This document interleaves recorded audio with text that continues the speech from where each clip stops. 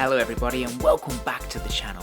Today for Star Trek Sundays I'm going to take a look back to the late 1990s to look at Playmates' 9-inch Star Trek Insurrection wave.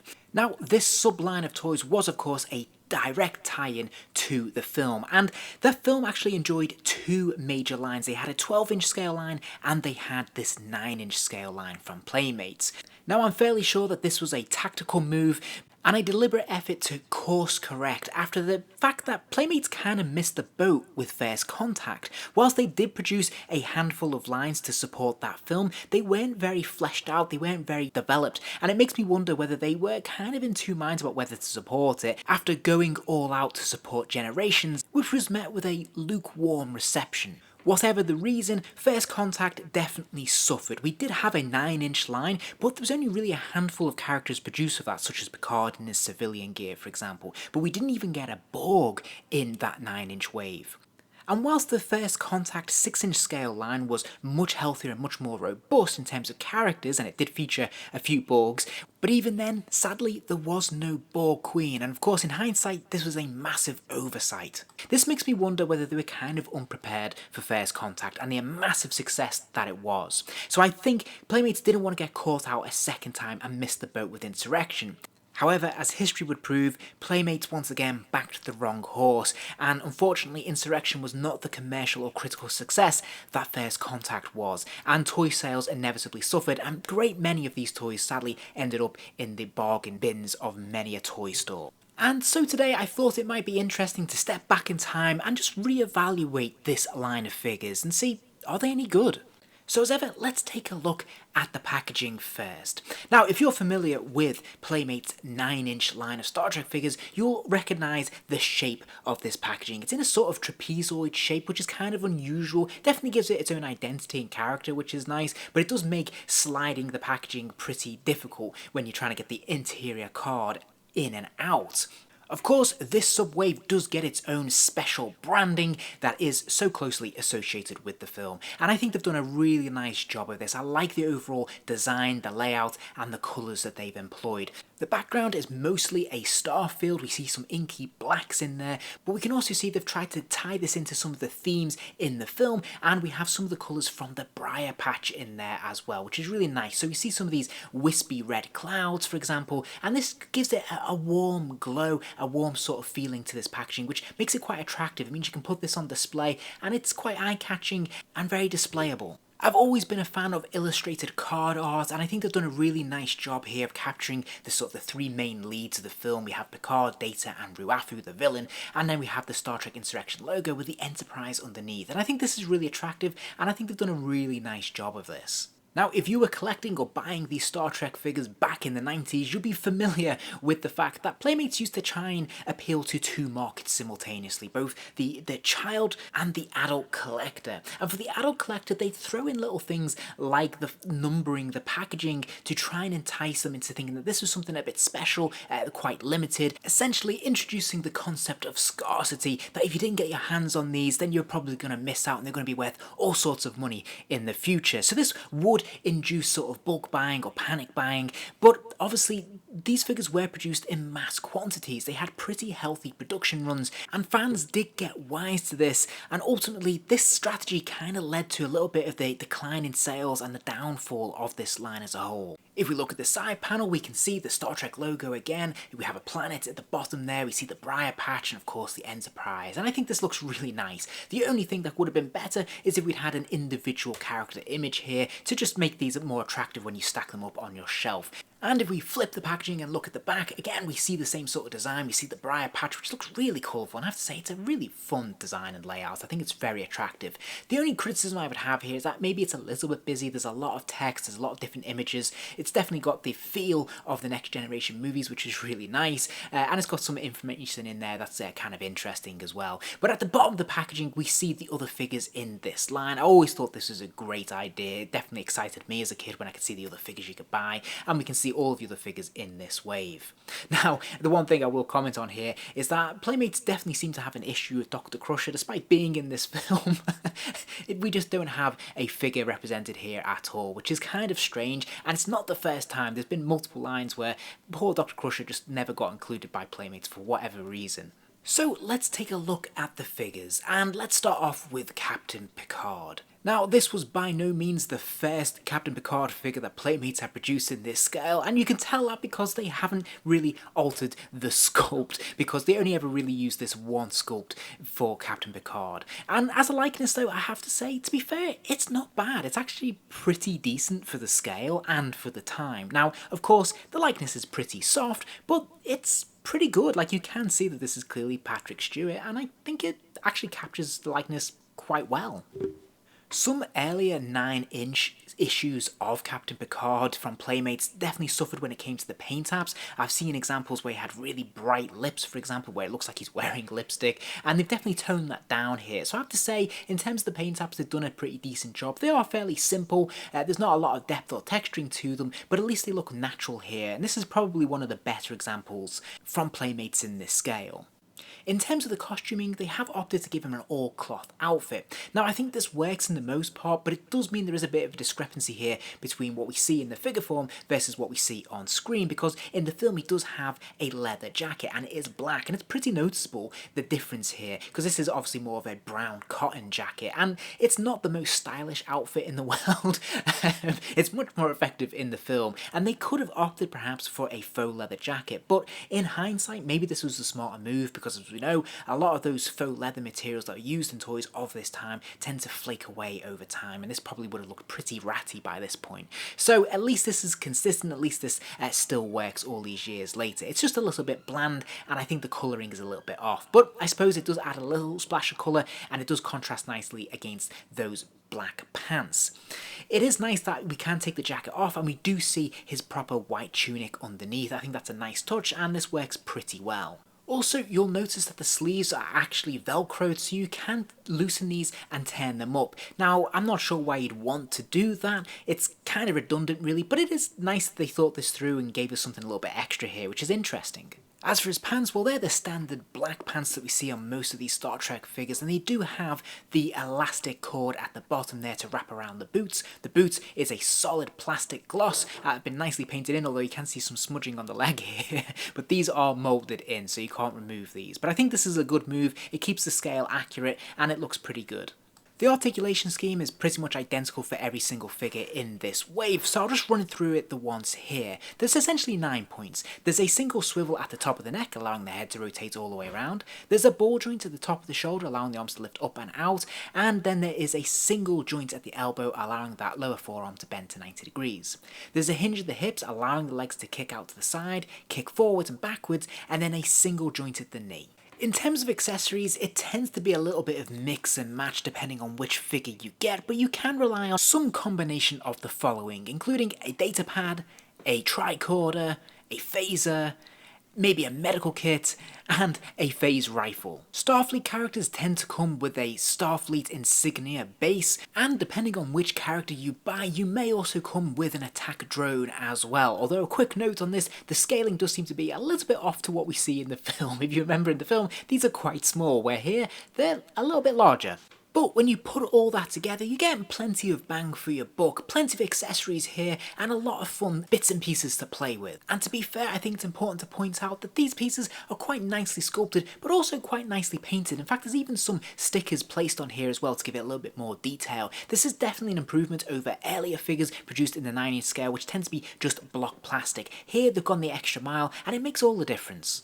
I should also point out that certain characters do get their own unique pieces as well. We do get things like flasks, Ru'afo gets his own special phaser, there's mini phaser Gatling guns, and Worf gets his plasma cannon, which is pretty cool, whilst Ru'afo gets his own unique display stand. And when you mix and match some of these unique elements, it definitely makes for a more fun and interesting display. So moving on to Riker, here we can see we've actually got a different sculpt. I'm not sure if this is a brand new sculpt, but it definitely is an alternative to the standard bearded Riker, because of course he does shave in this film, and I think it's a cool choice that they actually opted to go with this clean shaven version. It's definitely a little bit different to other figures we'd had previously. That being said, the likeness is probably the weakest of all the figures in this wave, because it's very, very soft, and if you didn't really know this is Riker, I don't think that this would necessarily scream at you that this is meant to be Jonathan Frakes. So it's quite soft, but for what it is, I think it works. Riker's also one of only 2 figures in this entire wave that actually has a Starfleet outfit. This is quite cool because it does contrast against the other figures in the wave, which is nice. The costume itself we have seen before, so it has been recycled here, but it works quite nicely. I particularly like that it's dual layer, at least on top of the shoulders there, giving it a bit more depth and texture, and we can see that the insignia and the pips have been specific to this character and then obviously stuck on as transfers, but they've held their place all these years later and they still look pretty cool. I do like that the individual ribbon has been sewn in around the cuffs as well. The only other character in a Starfleet outfit, of course, is Geordi LaForge. Again, this isn't the first Geordi figure we ever had from Playmates in the 9-inch scale, but I do think it is the first time we have a Geordi without his visor, and I have to say the result is disappointing. I don't think that this is a stellar likeness by any stretch of the imagination. It just doesn't have the face shape or the overall appearance of LeVar Burton. So once again, the likeness is quite soft, but it's also not quite accurate either. So I retract what I said earlier about Riker being the least accurate in this line. I would actually say that honour duly deserves to go to Geordi LaForge. The costume is pretty much identical, substituting yellow for red, of course. But I did want to point out he also has the fold-up Velcro cuffs as well, so again you can roll these up, and I think this works a little bit better for the Starfleet characters than it did for Picard. Next up we have Data. Now, much like the Picard before him, he also has been recycled from previous Datas in this scale, but of course the costume is brand new. Now, the likeness here in this sculpt is much better, but I think a lot of that is owing to the paint apps and the fact that he is so alien or android looking, I suppose. That actually works very much in its favour. So it's a little bit soft, but I think it's definitely recognisable as Brent Spiner as Data. The eyebrows are maybe a little bit too chunky, but other than that, I think the paint apps are nicely applied on this version of Data, and it looks pretty naturalistic for the most part. As mentioned, the key difference with this figure, of course, is the costume. And I have to say, this is a unique outfit created just for this figure. It's used just the once. It's actually nicely done. The material they've used is a sort of cotton felt kind of material, so it feels quite nice to the touch. And it is nicely sewn together, and it looks pretty screen accurate for the most part. And I think it's quite attractive. I like the contrast between the blue, the grey, and the black. I think that works really well. Although you will notice on mine, it has started to fray a little bit at the side. It's coming away because the material is quite thin. And this brings us neatly onto Lieutenant Worf. And here, once again, the figure itself, the sculpt, has been recycled. We've seen this used multiple times in this 9-inch scale, but the costume is brand new. This head sculpt serves pretty well for the most part. It's definitely recognisable as Worf. It's definitely a Klingon, there's no mistake in that. But I'm not sure if it's really accurate to what we see in the movies. Obviously it does have a slightly different look. Again, it's quite soft and this is quite generic. But I think the major issue I have with this, and it might just be mine, but you'll notice that one eye is significantly larger than the other. And this looks a little bit strange and a bit off-putting. But I think that's maybe just the paint apps on my particular figure, but maybe something to watch out for. So if you already own Worf's in this line, then the thing that's probably going to sell this version of Worf to you is his Insurrection specific costume, and it is quite nice because it is unique, it is different, it's quite padded and quite thick, which is a nice touch, but it does tend to give this a little bit of a feeling of being a little bit maybe too cozy and cuddly for Worf, and I think the dimensions of the sashes are a little bit off to what we see on screen. Again, that's totally forgivable for the time and for the scale, but I thought it was worth mentioning nevertheless. Next up we have Deanna Troi, and being one of 2 female figures in this wave, she obviously utilises the female body sculpt. And whilst the head sculpt for the most part is recycled from previous Troi releases, there is a new innovation here. Previous releases opted for rooted hair, but as you can see here, this hair is sculpted in and is a hard plastic. There's also some minor tweaks to the paint apps as well, giving her darker lips and darker features around the eyes and the eyebrows. But if we look in terms of the actual likeness, it's pretty soft as you would expect, but it's not bad. I think this is recognisable as Marina Sirtis, and I think they've done a pretty decent job for the time. Of course, she also sports a brand new cloth outfit. This is made up of a one piece of cotton trousers and a sort of silky vest and an outer cotton jacket. And utilising the female body sculpt, she does of course have those smaller hands, but they have much wider, more open palmed hands, although they still can grip chunkier items. And then finally, of course, she still has the elasticated pants, and you can see the moulded, sculpted in boots at the bottom there. And then a quick word about the other female character in this wave before I move on to the final figure in my collection.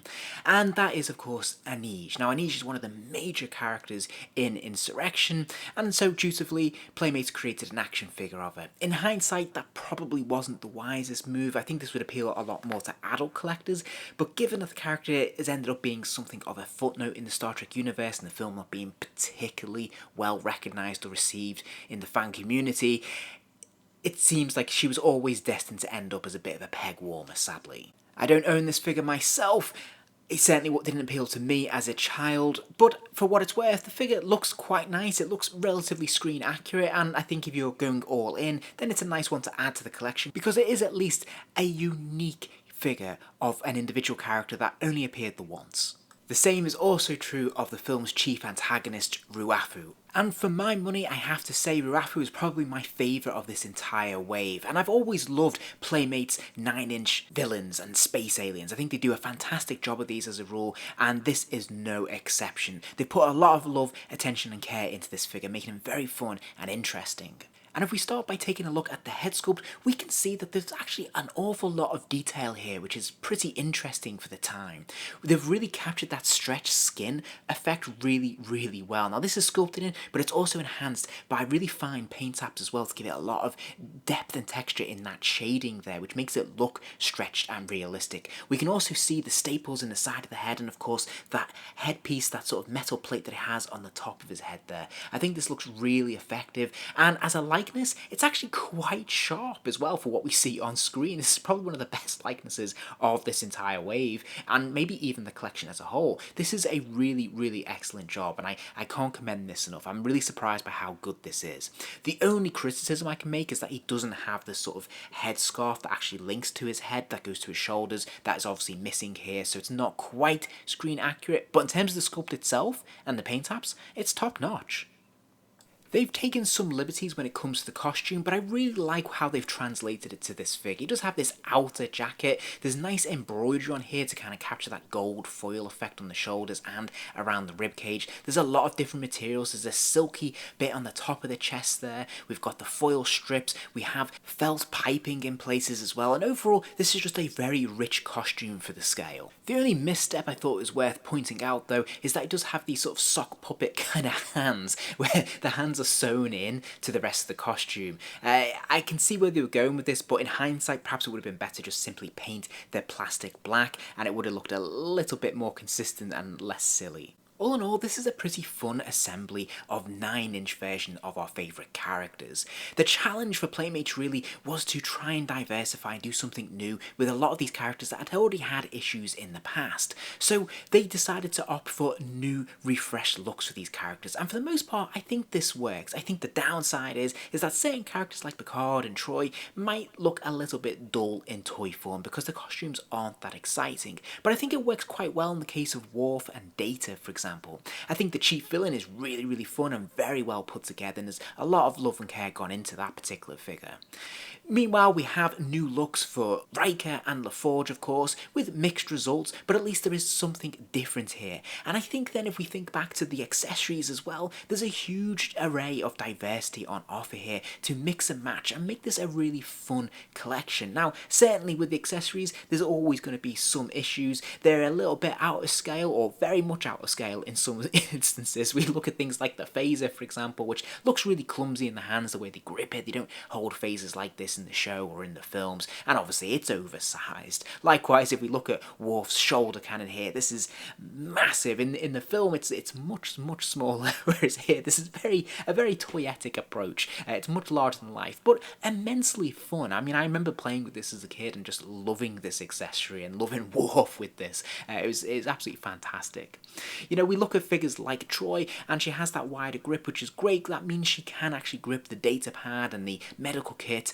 Not so much when it comes to phasers, that will fall right through her grip, but conversely, some of the male characters cannot grip the data pad because it is just so chunky and so huge. Again, very much out of scale. But if we take all that into consideration, I think what we're left is a really fun collection of figures. Now, if you're an adult collector looking back and looking to fill out your ranks, if you already already own next generation characters, then you probably don't need to pick these up unless you specifically like these looks or some of these accessories.